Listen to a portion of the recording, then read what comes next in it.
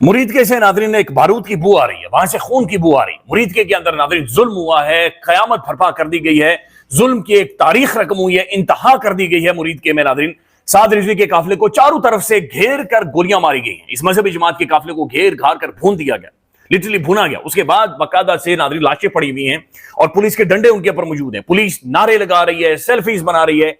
मरकजी जो कंटेनर था उसे आग लगा दी गई है, जिस पर साद रिजवी साहब खुद बैठे हुए थे। सर, साद रिजवी को गोली लगी, आप क्या देखते हैं?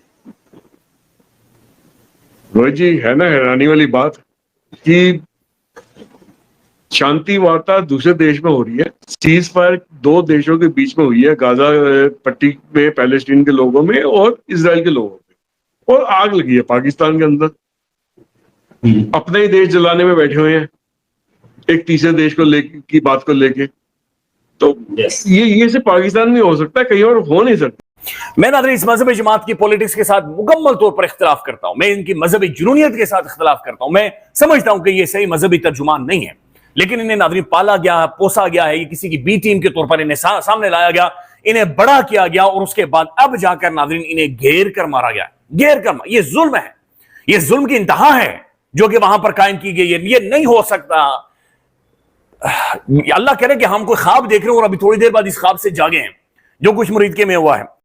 अब ये हुआ क्यों, मतलब इसके पीछे वजह क्या है, इसके इस पर जाना बहुत, समझना बहुत जरूरी है कि ये जो साद रिजवी है, जो तहरीक लबैक के जो लीडर हैं, मतलब ये उन्होंने क्यों करवाया, मतलब ये वायलेंस वहां पे क्यों छिड़ा।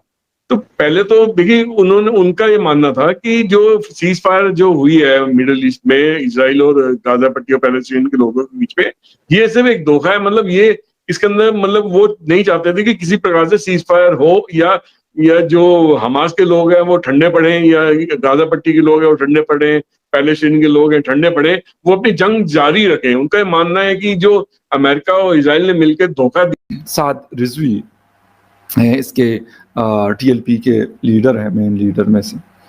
तो उन्होंने एक प्रेस कॉन्फ्रेंस की गुज़िश्ता शाम, और उसमें उन्होंने कहा कि जी हुकूमत के ख़जाने से उन्होंने काफ़ी खाली जो शेल्स होते हैं गोलियों के, वो दिखाए, और बहुत बड़ी तादाद में उन्होंने ये दिखाया कि ये हमारे ऊपर इसका इस्तेमाल किया गया। जो खबरें आ रही है नादरीन, ये जो मजहबी जमात क्लेम कर रही है, ये नंबर इतना बड़ा है, इतना बड़ा है कि मैं आपके सामने रखूं तो आपकी चीखें निकल आएंगी। जितना बड़ा नंबर शाहतू के हवाले से ये मजहबी जमात क्लेम कर रही है। बीबीसी भी नादरीन शाहतू की तस्दीक कर रहा है।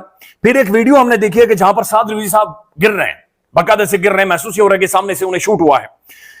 ये जो जमात है ये क्लेम कर रही है, और बीबीसी क्लेम कर रहा है कि साद रिजवी साहब को अल्लाह ना करे, लेकिन 3 गोलियां लगी हैं। मीडिया के कुछ विंग हैं और सोशल मीडिया पे एक खबर चल रही है, जो कि है तो बहुत बड़ी खबर मेरी नजर में।